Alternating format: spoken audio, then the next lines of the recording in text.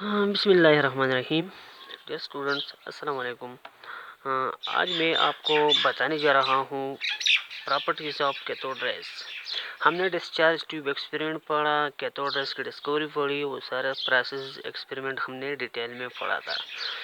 अब हम पढ़ते हैं properties of cathode rays. Cathode rays क्या है, इसकी प्रॉपर्टीज़ क्या है। इधर मैंने लिखी है पहली प्रॉपर्टीज़ की क्या है कि negatively charge rays. Negatively charge rays का क्या मतलब है। जेफिरिन ने 1895 में और जे थॉम्सन ने 1897 में एक एक्सपेरिमेंट किया, ठीक है ना। उन्होंने ऐसा सेटअप किया कि इसमें इलेक्ट्रिक फील्ड लगाई, इधर नेगेटिव प्लेट लगाया, इधर पॉजिटिव प्लेट लगाया, ठीक है। तो जब ये प्लेट उसने लगाई, इधर से जब कैथोड रेज आई, ये कैथोड है, जब ये रेज आती थी तो इसका डिफ्लेक्शन होता था पॉजिटिव प्लेट की तरफ।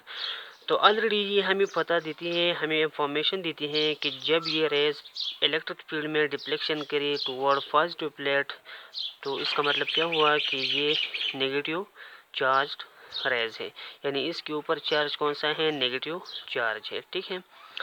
अब इसके ऊपर एक एमसीक्यूज भी बनता है कि भाई जब इलेक्ट्रिक फील्ड में कैथोड रेज डिफ्लेक्शन करे toward positive plate of the electric field, तो इसका ये हमें किस नेचर के बारे में इंफॉर्मेशन प्रोवाइड करते हैं। तो एमसीक्यू का आंसर ये है, क्वेश्चन का आंसर ये है कि जब पॉजिटिव प्लेट की तरफ जाते हैं तो इस रेस की जो नेचर है वो नेगेटिव है। कौन से नेचर है इसकी, negative nature of the rays. दूसरी प्रॉपर्टी इसकी क्या है कि क्या cast shadow of a object.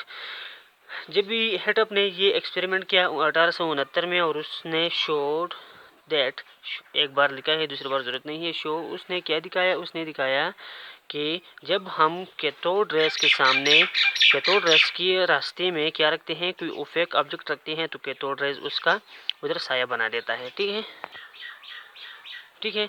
तो कैथोड रेस के रास्ते में जब हम कोई ओपेक ऑब्जेक्ट रखते हैं तो ये क्या करते हैं, ये उसका शेडो बनाते हैं।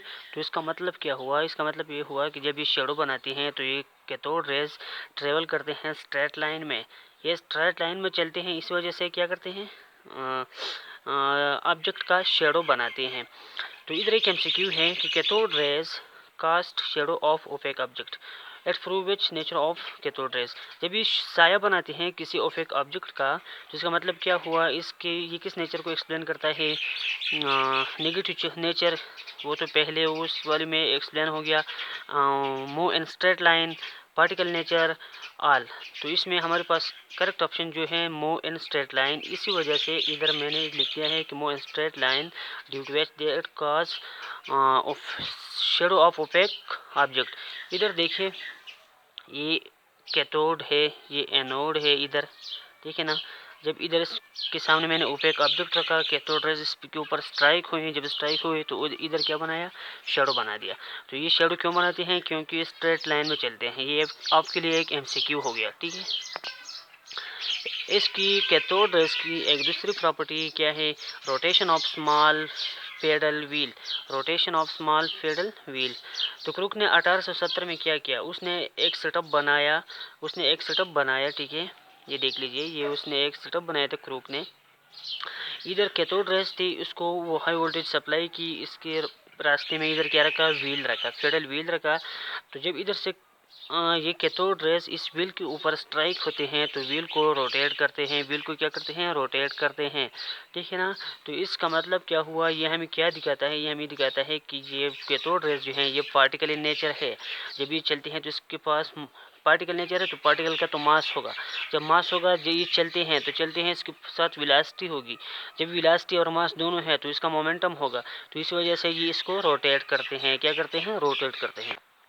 ये ज़रा इधर से कुछ हाफ पार्ट नहीं कैमरे के नज़र से दूर रह गया, तो मैंने वापस इसको लगाया। तो जब इधर से कैथोड रेज स्ट्राइक करते हैं पेडल व्हील के ऊपर, पेडल व्हील क्या करता है, रोटेट होता है। तो इसका मतलब यह है क्या है, cathode rays particle in nature, having mass, having velocity, having kinetic energy, okay.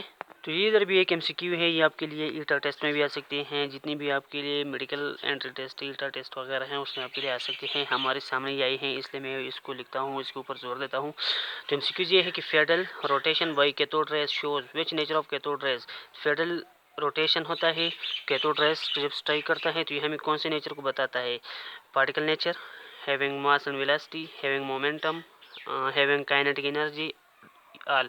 तो इसमें अगर हमने उधर उस एक्सप्लेनेशन में देखा कि पेडल को रोटेट करते हैं, उसका क्यों रोटेट करते हैं, हमने कहा कि पार्टिकल इन नेचर है। जब पार्टिकल इन नेचर है तो इसका मास भी होगा, मास भी हो गया। जब ये मोशन करते हैं तो वेलोसिटी भी होगी, तो मास और वेलोसिटी दोनों होगी तो मोमेंटम हो गया। जब मोमेंटम भी हो गया, ठीक है ना, तो मोशन करते हैं, kinetic energy is equal to half M square, तो वेलोसिटी भी, काइनेटिक एनर्जी भी इसके साथ हो गई। तो हमारे पास जो करेक्ट ऑप्शन आता है वो डी नंबर आता है, करेक्ट ऑप्शन, ठीक है ना। ऑल।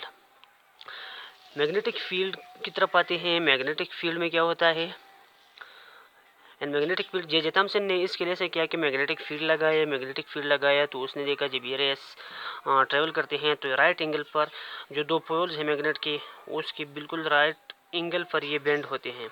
वो जो लाइन ज्वाइनिंग करते हैं दो पोल ऑफ द मैग्नेट को, ठीक है ना। तो मैग्नेटिक फील्ड में ये एट राइट एंगल डिफ्लेक्शन करते हैं। इसका मतलब क्या है कि ये रेस जो होती हैं इसके पास, इसके ऊपर नेगेटिव चार्ज है। तो नेगेटिव चार्ज की बात छोड़ो, लेकिन चार्ज है, क्योंकि मैग्नेटिक फील्ड जब चार्ज मोशन में हो तो वो अपनी एक मैग्नेटिक फील्ड क्रिएट करता है। जब अप्लाई मैग्नेटिक फील्ड और प्रोड्यूस एक इंड्यूस मैग्नेटिक फील्ड जो मूविंग चार्ज के अराउंड होती हैं, उनका इंट्रैक्शन होता है, मैग्नेटिक फोर्स अप्लाई होती है तो उसका बेंडिंग होता है। इस वजह से ये चार्ज पार्टिकल है, इसलिए ये मैग्नेटिक फील्ड में राइट एंगल पर क्या होती है, डिफ्लेक्शन करती है, बेंड होती है सारी। एक और प्रॉपर्टी कि heat of a metal file, heat of a metal file, जब कैथोड रेज मोशन करते हैं डिस्चार्ज ट्यूब के अंदर या ऐसे ही मोशन करते हैं तो उसके पास काइनेटिक एनर्जी होती है। जब ये काइनेटिक एनर्जी इसके पास होती है, ये कैथोड रेज किसी मेटल फाइल के ऊपर स्ट्राइक करते हैं तो उधर उसको हीट अप करते हैं। जब वो हीट अप करते हैं उसकी एनर्जी मिलती है तो वो ग्लो करते हैं, अल्टीमेटली उसमें ग्लोइंग होता है। तो इस कैथोड रेज के पास जो काइनेटिक एनर्जी थी वो किस चीज़ में बदल गई, हीट एनर्जी में बदल गई। और हीट एनर्जी के बदलने से वो मेटल फाइल जो है जैसे प्लाटिनियम है तो क्या करने लगा, ग्लो करने लगा, ठीक है।